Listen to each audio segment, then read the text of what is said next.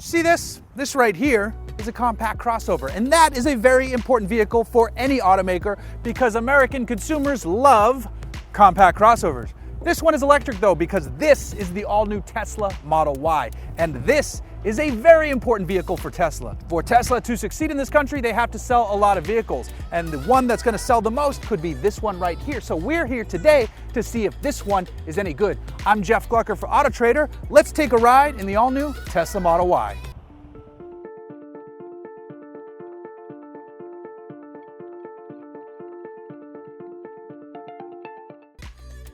So what's it like to drive a Model Y on the road? I mean, it's pretty standard fare these days. You know what to expect with any new Tesla that comes out. It's pretty Spartan inside. There's a cool glass roof over your head, and when you floor it, this happens! Yeah, that bit never gets old, and what allows me to do that is a 75 kilowatt hour battery feeding a pair of motors. One on the front axle, one on the rear axle. This specific Model Y we're driving is the performance version instead of the long range version. So estimated range is about 280 miles on a full charge. But more fun, 0 to 60 is estimated to be 3.5 seconds. Oh my God. Put your throttle pedal to the floor, or the accelerator in this case, mash it and go, and it goes. Now, on top of being the performance model, this also has the optional free performance upgrade. I don't know why you wouldn't check that box. When you do that, you get the Uber turbine wheels, which look pretty good at all four corners. You get a slightly lower suspension setup. You get upgraded performance brakes, and your top speed is raised from about 145 to 155. Tesla's done a good job evolving their lineup here with the Model Y, and they have to because this wants to be one of their volume sellers. It's a compact crossover. It's an electric compact crossover, and buyers want compact crossovers right now, so this vehicle matters a ton to Tesla. They've done a good job too. I've been walking around trying to look for panel gaps and paint issues and all of the stuff you hear about with their other models and their production issues. I'm not finding that here. The panels look nicely aligned, the paint looks nicely done, this gray with the black wheels looks good, and the carbon fiber deck lid spoiler all lend itself to a nice looking package. Now the shape overall, I have my issues with. I haven't liked the ovoid shape they've been going with since the Model X. I think it looks a little bit better here on the Model Y compared to the Model X, and I don't know why that is. No pun intended. However, it's growing on me. Is it a beauty queen? Heck no. Does it look better in person than you think? Yeah, it does, especially with those wheels and the other bits I already mentioned. Now, how is the chassis? Well, center of gravity is low because all the batteries are sitting in the floor, which is nice. It's not light. It's 4,400 pounds plus, I think 4,416 per a Wikipedia. But it has tremendous power to get out of its own way and go. Oh my God, like I said, that bit never gets old.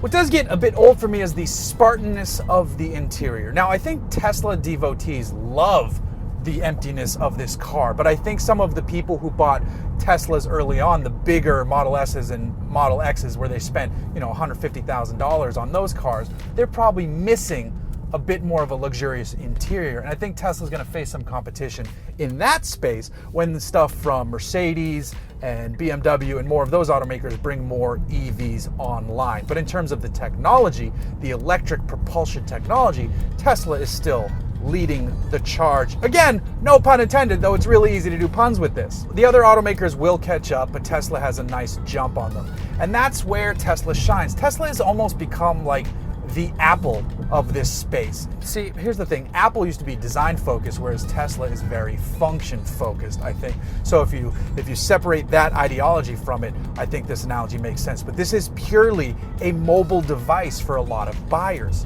If you almost look at it like a cell phone. They want to upgrade their batteries or their cell phone plans. They want the neat tech, the latest entertainment bit in this giant screen right here.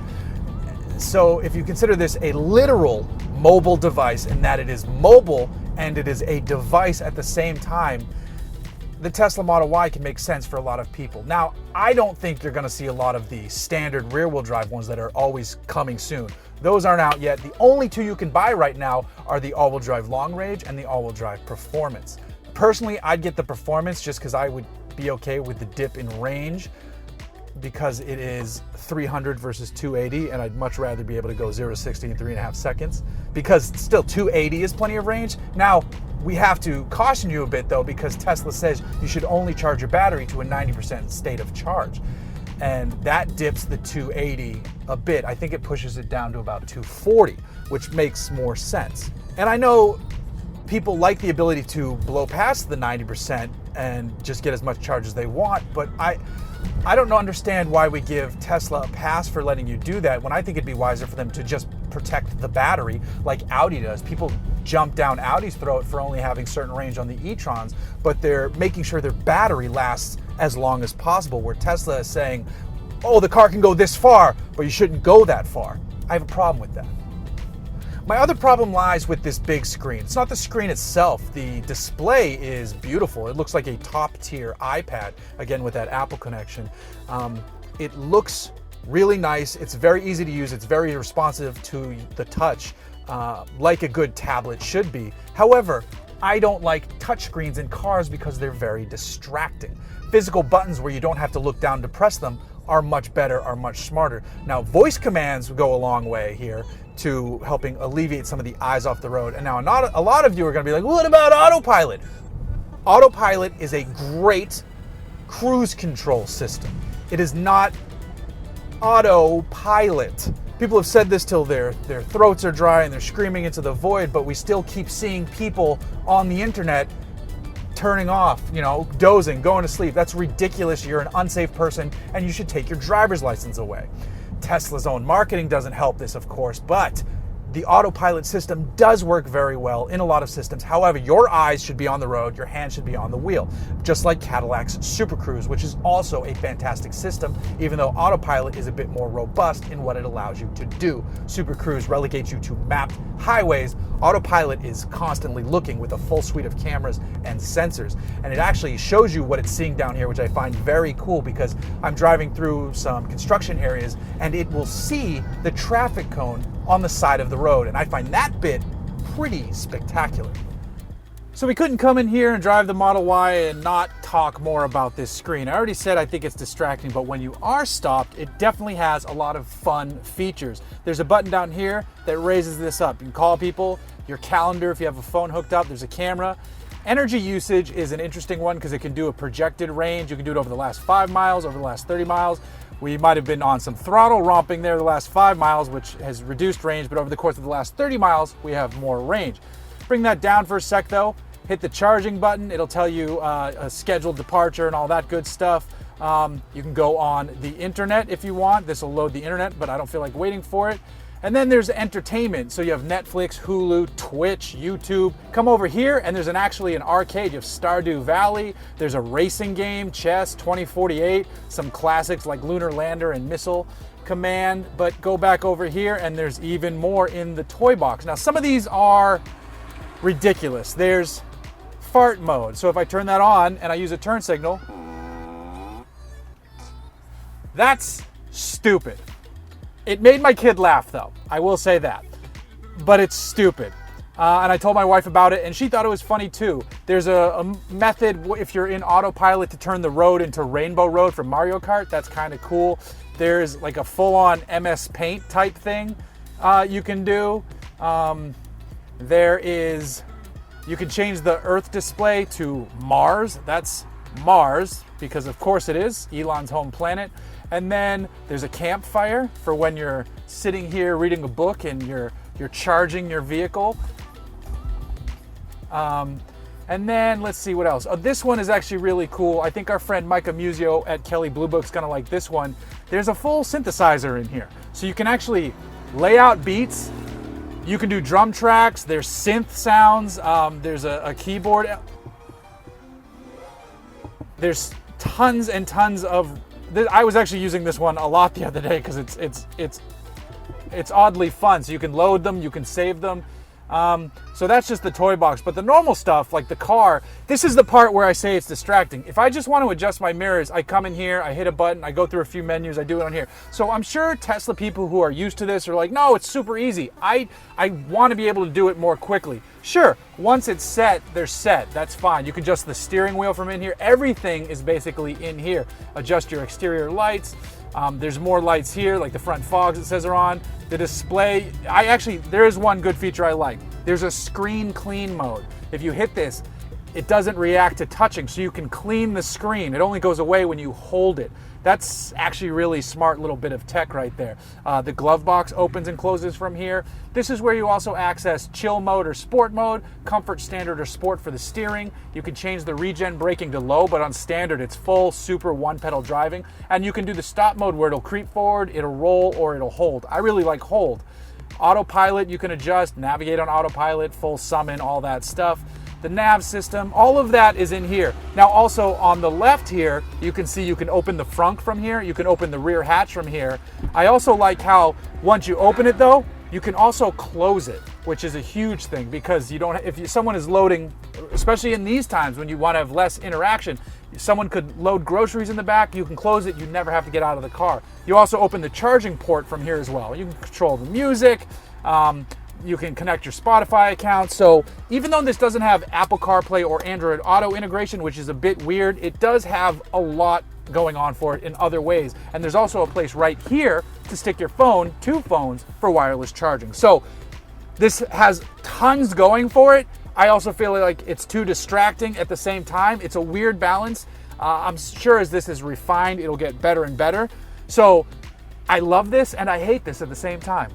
This seat is pretty comfortable too. I've only spent a little bit of time in a Model 3 and the seat was fine. It wasn't memorable. The seat here in the Model Y is very comfortable. They did a really nice job in terms of both providing support, bolstering, and comfort. It's a nice balance of the two. The view ahead of you is pretty good. This front windscreen is wide open. However, because this is a safe vehicle and modern safe vehicles require modern structures, this has massive A-pillars, and the A-pillar is exactly where I want to look in a corner, especially to the left. But the seats themselves are comfortable. There's good room in here. I can sit behind myself. This is the 2-row. Tesla says a 3-row is coming out. I wouldn't hold my breath and I wouldn't want that one because the 3rd row in this would be absolutely ridiculous. The rear cargo space as it sits in this 2-row is actually fantastic. It's really nicely laid out. There's good space. You can fold the seats down and then there's an actual subfloor below the rear floor to put even more stuff in. Like other Teslas, the Model Y has an abundance of storage. The steering is nicely tuned. You can change it between comfort and sports. You can put the car in chill mode. One of the things I like is leaving the regenerative braking at the maximum of the 2 modes because you can absolutely, I just took my foot off, you can absolutely one-pedal drive this thing, and when you let it come to a stop, it will put it into a brake hold mode so you can just keep your foot off the gas or the brake. Keep saying gas, it's not a gas pedal. So I'm on the throttle, I'm off the throttle. There's no one behind me. I mean, it comes to a full stop. And if I let it come all the way to a stop, it would go into a brake hold and sit there. Perfect for driving through the city. It's very easy to one-pedal drive this. It's relatively quiet for an electric vehicle. That's a tough issue for EV-based NVH folks. Electric vehicles can transmit more through the road because you don't have engine noise. You have wheel and tire noise, wind noise, you have all that stuff. I'm not hearing any squeaks and rattles. There's a little thing back there that I notice every now and then, but it's okay. I don't have the radio on. I probably wouldn't hear that if I had the radio on. That's not an excuse for something like that, but it is something to say. But overall, just general cruising down the roadness, this thing, they really did a good job of buttoning this up. I think they're starting to get that people support the tech and the idea of what the company is doing, but there comes a point when, they have to get their shit together on the manufacturing line as well. So what do we think? Has Tesla done it here with the Model Y? I definitely think they're on the right track. This vehicle shows they know how to build good vehicles and build them well. The paint looks nice. The chassis feels solid. They're doing smarter manufacturing techniques to bring this to you. It puts all the other automakers on notice that Tesla is capable of building good vehicles. The other vehicles were good, but this one could elevate the brand a little bit more by being a very high volume seller, even more so than the Model 3. Yes, I wish the standard range rear-wheel drive version was available today because it'd be more appealing to more people and it's more affordable. But as it sits, this one, around $60,000 to $70,000, is a fantastic vehicle. It's a lot of money for most of America to spend on a vehicle, but as Tesla continues to bring more models down the range to more people, we're moving in the right direction. And it tells other automakers to get their stuff in gear to get their vehicles to market. You know, a lot of Tesla people think Tesla's the best, nothing else, but I think for EVs, a rising tide lifts all ships. This is help pushing that tide further up.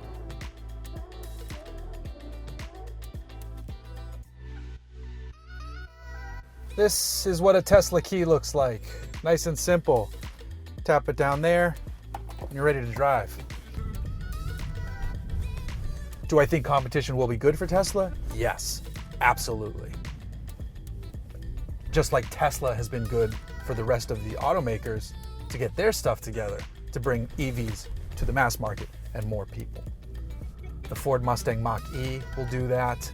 The Audi e-tron is trying to help do that. The Jaguar I-Pace should do that, but it's not doing it that well, even though it's a really good car.